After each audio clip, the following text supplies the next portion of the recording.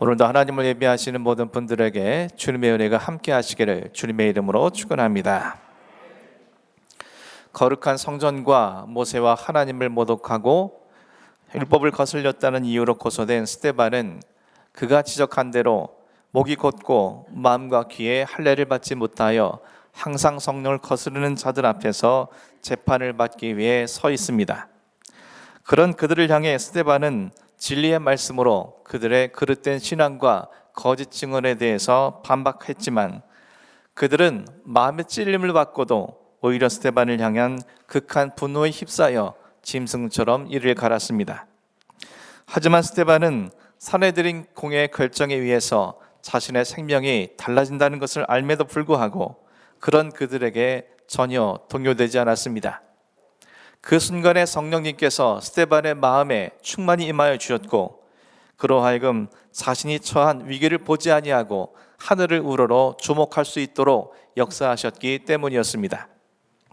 그리고 하나님의 영광과 하나님 우편에 서신 예수 그리스도를 바라봄으로 말미암아 이 땅의 재판관보다 하늘에 계시는 영원한 재판관이신 하나님을 믿음의 눈으로 바라보며 의지하고 자신의 시선 끝에서 자신을 위로하시고 격려하시는 예수 그리스도로 말미암아 조금도 두려움 없이 평안함을 빼앗기지 않을 수 있도록 역사하셨습니다.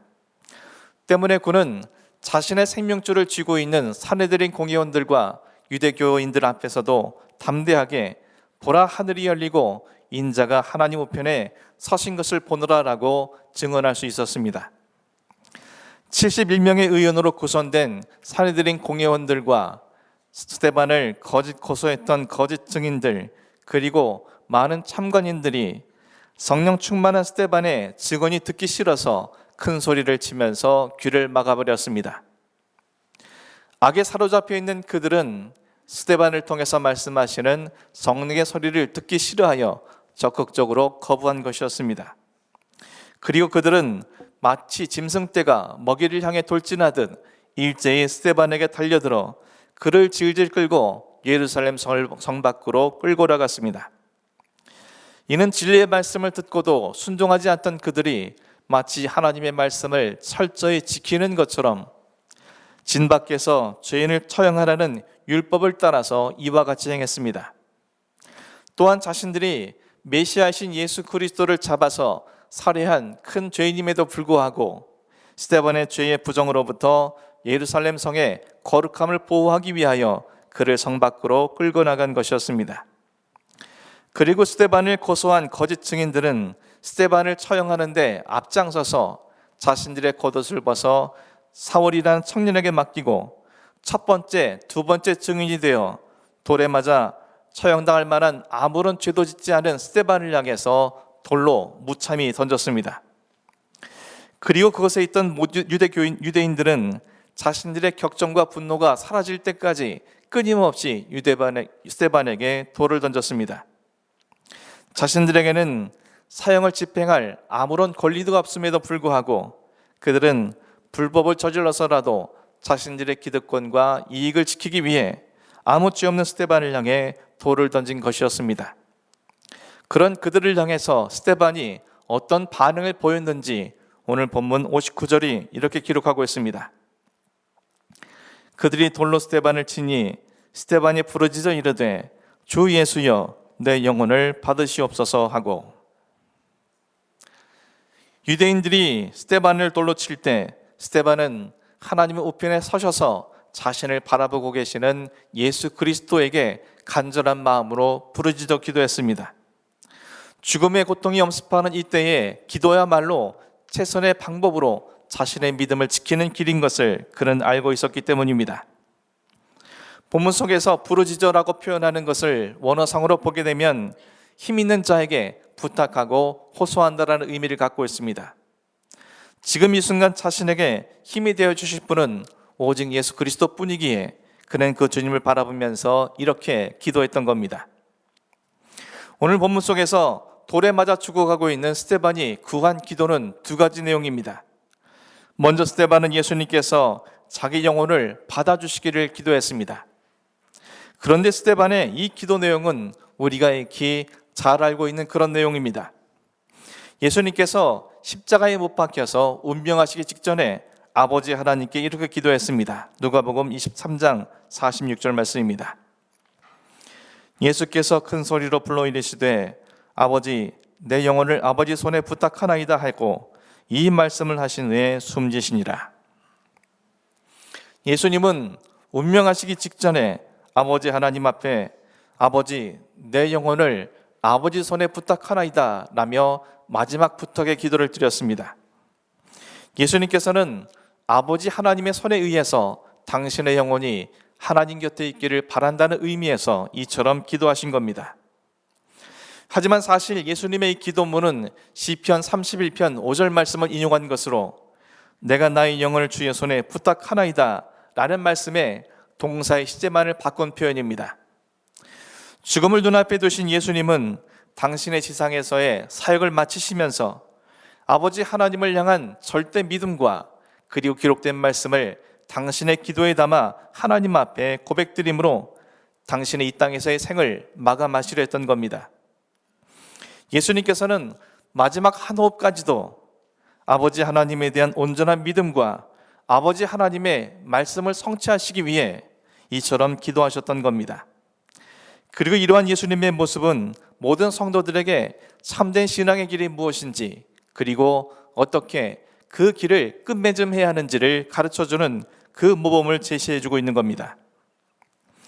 오늘 본문 속 스데반은 예수님께서 자신들에게 보여주신 그 모범에 따라서 자신을 바라보고 계시는 예수 그리스도를 향하여 주 예수여 내 영혼을 받으시옵소서라고 큰 소리로 부르짖어 기도한 것이었습니다. 그가 이처럼 예수님께 자신의 영혼을 부탁할 수 있었던 것은 몸은 죽으나 영혼은 멸하여지지 않고 주님이 계신 영광의 나라에 자신이 들어갈 것을 확신했기 때문이었습니다. 그런 확고한 믿음이 그로 하여금 순교의 고통을 견뎌낼 수 있는 힘과 원동력이 되었던 것입니다. 반면 스데반을 향해서 돌을 던져 죽이려 하는 자들은 그의 몸은 죽여도 영혼은 능히 죽이지 못하는 어리석은 자들이라는 것을 스데반의 기도를 통해서 확인할 수 있게 됩니다. 사랑하는 성도 여러분, 예수님께서 이처럼 생애의 마지막을 하나님 말씀으로 아버지 하나님을 향한 진실된 믿음과 온전한 믿음으로 기도로 마치신 것을 통해서 우리는 어떤 교훈을 얻게 됩니까? 또 스데반이 이처럼 예수님께 자신의 영혼을 의탁하면서 자신의 생을 끝맺음하는 것을 통해 우리는 무엇을 깨닫게 됩니까? 사실 우리가 마지막 순간에 우리의 호흡을 내뱉는 그 순간이야말로 우리 인생에 있어서 가장 진실된 순간이었을 겁니다. 그렇기에 그 순간에 하게 되는 나의 말과 기도는 우리의 진실된 모습을 보여주는 잣대인 것입니다. 여러분은 예고 없이 찾아오는 우리의 마지막 순간에 어떤 말을 하게 될 것 같습니까? 여러분들은 죽음의 그 앞눈 문턱에 선 절체절명의 순간에 하나님 앞에 어떤 기도를 하게 될 것 같습니까?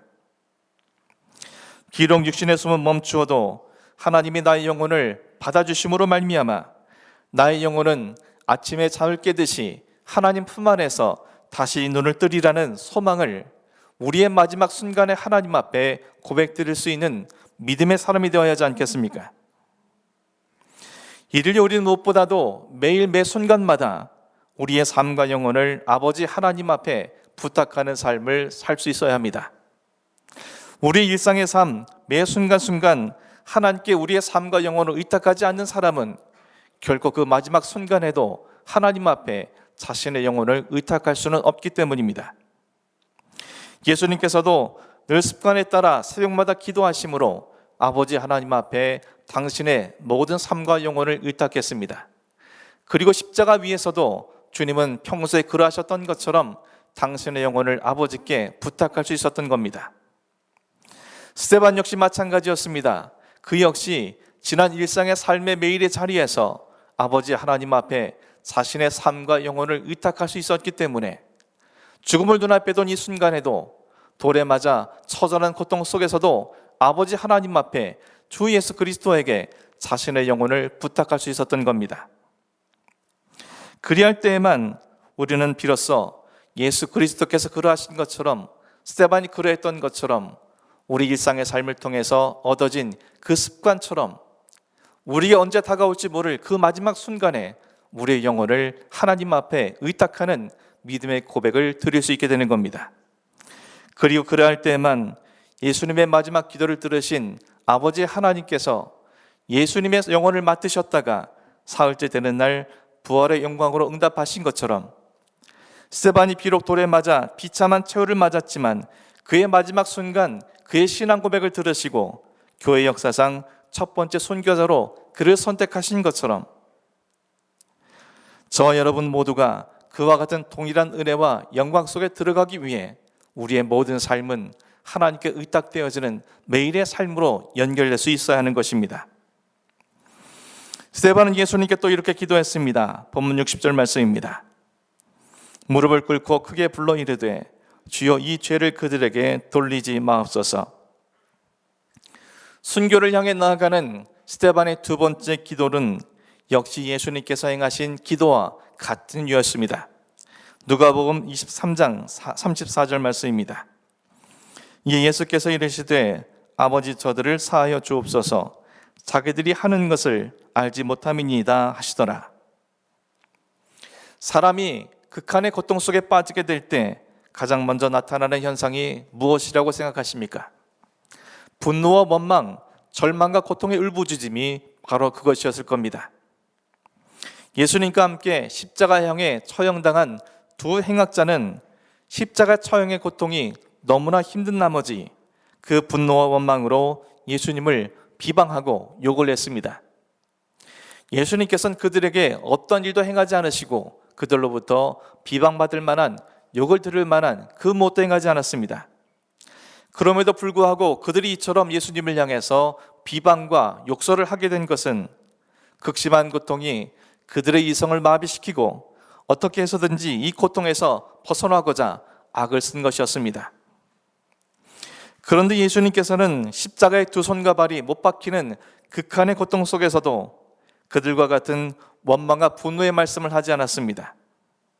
주님께서는 분노와 원망, 절망과 고통의 울부짖음 대신 아버지여 저들을 사하여 주옵소서라는 용서의 기도를 하신 것이었습니다. 주님께서 이처럼 기도를 하셨다는 것은 주님께서 이미 그들을 용서하셨다는 의미이기도 합니다. 예수님께서는 어떻게 두 손과 못이 박히는 고통 속에서도 분노와 원망, 절규와 고통의 울부짖음이 아닌 용서의 기도를 드릴 수 있었던 것입니까?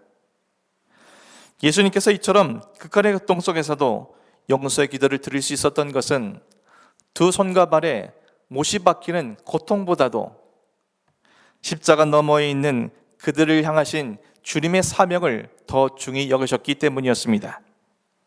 당신께서 이 땅에 내려오신 이유가 바로 저들을 용서하시고 사랑하시기 위한 것이며 이를 위해 지금 십자가 위에 못 박히신 것임을 극한의 고통 속에서도 잊지 않고 계셨던 것입니다.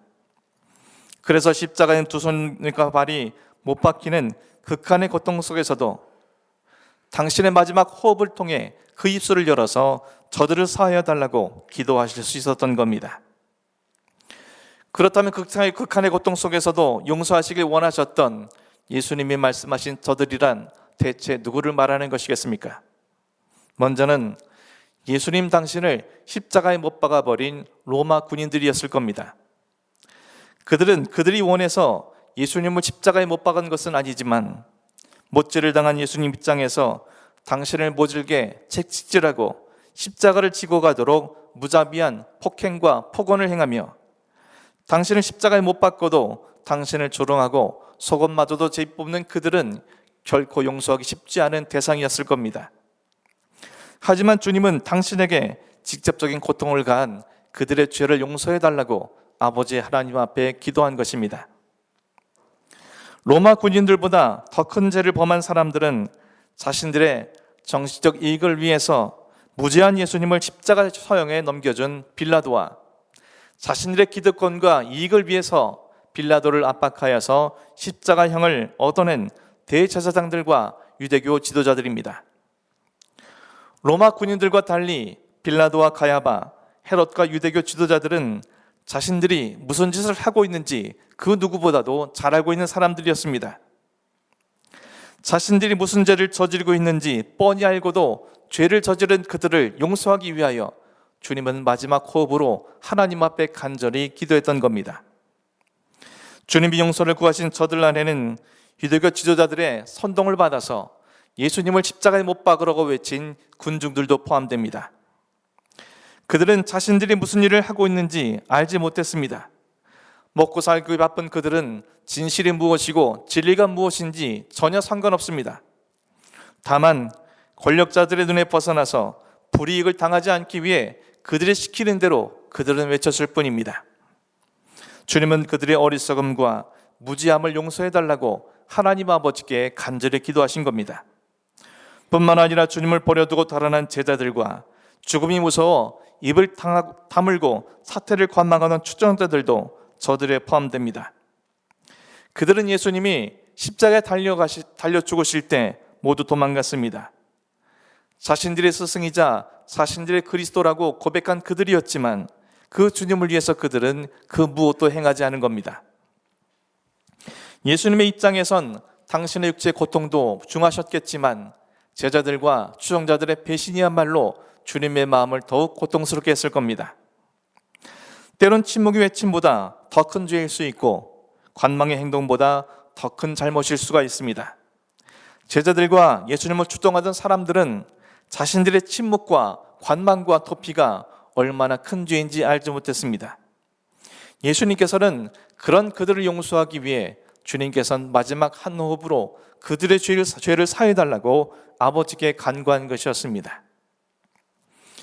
예수님은 저들이 누구인지 분명하게 말씀하지 않습니다. 그 이유는 앞서 말한 모든 사람들을 사랑과 용서로 온전히 품어 안으시기 위한 것이었습니다. 스데반은 예수님께서 말씀하신 저들이 바로 자신이라는 사실을 분명하게 인지했습니다. 실은 자신이 예수님을 십자가에 못 박아버린 장본인이기에 그런 자신을 용서하신 주님의 사랑을 깊이 그는 체험했던 겁니다. 이제 주님을 십자가에 못 박고도 용서함 받은 자신 역시 주님께서 하신 마지막 기도로 자신의 생을 마감해야 한다는 것을 그는 알고 있었던 겁니다. 자신 역시 자신을 향해 아직도 돌을 던지고 있는 그들을 향해 주여 이 죄를 그들에게 돌리지 마옵소서 라고 끝맺음해야 한다는 것을 그는 알고 있었던 겁니다. 주님께서 당신의 마지막 순간까지도 당신을 십자가에 못 박는 모든 자들을 용서하시고 사랑하심으로 끝맺음하신 것이기에 자신 역시 자신을 향해 돌을 던지는 그들을 용서하고 사랑하는 것으로 끝맺음해야만 자신이 바라보고 있는 저 하나님의 나라에서 자신을 격려하고 위로하신 그 예수 그리스도를 기쁨으로 만날 수 있다는 사실을 그는 알고 있었던 것입니다. 그래서 그는 주님처럼 그들을 사랑하고 용서하기로 작정하고 이처럼 기도했던 것입니다. 그래서 성경은 그의 인생의 끝맺음을 이렇게 기록을 하고 있습니다. 이 말을 하고 자니라. 스데반은 비록 그들의 돌에 맞아서 머리가 깨지고 살이 터져 피 흘려 죽음을 당하게 되었지만 성경은 그가 마지막 순간까지도 주님을 온전히 따르는 주님을 닮은 자로서 자신의 생을 끝맺음한 자로 선포하며 그의 영혼을 맡아주실 주 예수 그리스도 안에서 영원한 안식을 누리게 되었음을 말씀은 기록을 하고 있습니다. 사랑하는 성도 여러분, 예수님께서 말씀하신 저들 안에 우리가 포함되어 있다는 것을 우리는 너무나 잘 알고 있지 않습니까? 아니 오히려 우리 자신은 저들이라 불린 모든 사람들의 죄의 모습들을 다 갖고 살아가고 있는 것은 아닙니까? 때로 로마의 군인들처럼 우리의 언행으로 무지한 사람들의 마음에 못질을 하고 진실과는 상관없이 내 자신의 이익만을 계산하며 처세하고 내 자신의 이익을 위해서 거짓을 말하거나 내 자신을 가로막는 자들에게 모함을 하며 그렇게 살아갔던 적이 얼마나 많이 있습니까? 불의를 보고도 모른 척 침묵하거나 나와는 상관없는 일이라 관망을 하고 내게 손해가 끼쳐질까 도피했던 적은 또 얼마나 많이 있습니까? 우리는 예수님께서 말씀하신 저들 안에 분명히 포함된 사람입니다. 예수님께서 만일 오늘 우리가 살아가고 있는 이 시대에 옷 주신다면 우리는 분명 그들의 역할을 감당하고 있었을 겁니다. 어떤 사람은 로마의 군인으로, 어떤 사람은 빌라도로, 어떤 사람들은 유대교 지도자로, 어떤 사람들은 군중으로, 어떤 사람들은 제자들과 추종자들로 저들 안에 포함되어서 온갖 죄를 저지르고 서 있었을 것입니다. 때문에 예수님은 그들뿐만 아니라 우리의 모든 죄를 용서하시고 사랑으로 안아주시기 위해 십자가의 모진 고통 속에서 아버지 저들을 사하여 주옵소서라고 기도하신 것이었습니다. 사랑하는 성도 여러분, 우리의 죄를 용서해 주시기 위해 신육신을 입고 이 땅에 와주신 주님을 기억하며 기념하는 대림절 네 번째 주일, 성탄을 사흘 앞둔 오늘, 저들 속에 포함되어 있던 우리들을 용서해 주시기 위해 이 땅에 주신 주님의 은혜를 입은 자답게 우리 모두가 살아갈 수 있는 귀한 결단이 있기를 간절히 소망합니다. 내가 저들 안에 있음을 자각하면서 그런 자신에 위해 용서의 간구를 해주신 주님의 사랑과 은혜 때문에 자신에게 돌을 던지는 그들의 죄 용서를 구했던 스데반처럼 우리의 삶에도 변화가 있어야 하지 않겠습니까? 그 사랑과 용서를 경험한 자라면 그런 나를 용서하고 사랑하시기 위해 주님께서 이 땅에 오셨다는 것을 인식하고 있다면 나에게 상처를 주고 고통을 준 나의 원수들을 사랑하기 위해 지금도 나에게 무수한 종류의 돌을 던지고 있는 그들을 향해서 용서할 수 있는 마음을 달라고 기도할 수 있는 심령이 되어야 하지 않겠습니까?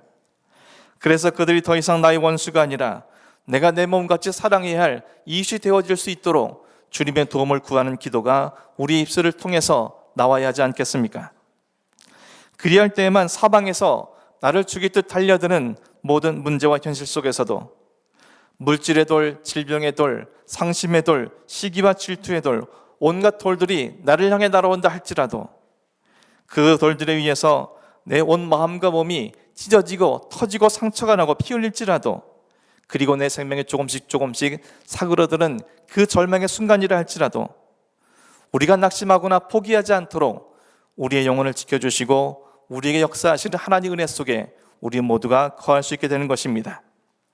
아버지 하나님께서 예수님께 그러하셨듯이, 예수님께서 스데반에 그러하셨듯이 우리의 영혼을 붙들어 주시고 책임져 주시는 그 은혜 아래 비로소 그때야 거하게 되는 것입니다.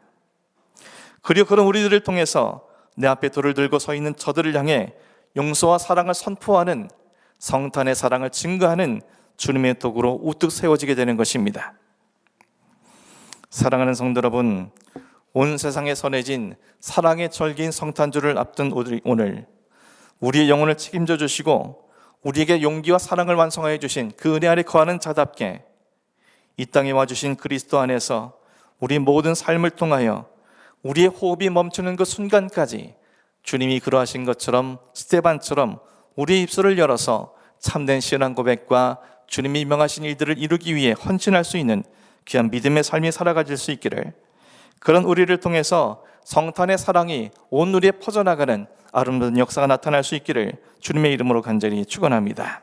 기도하겠습니다.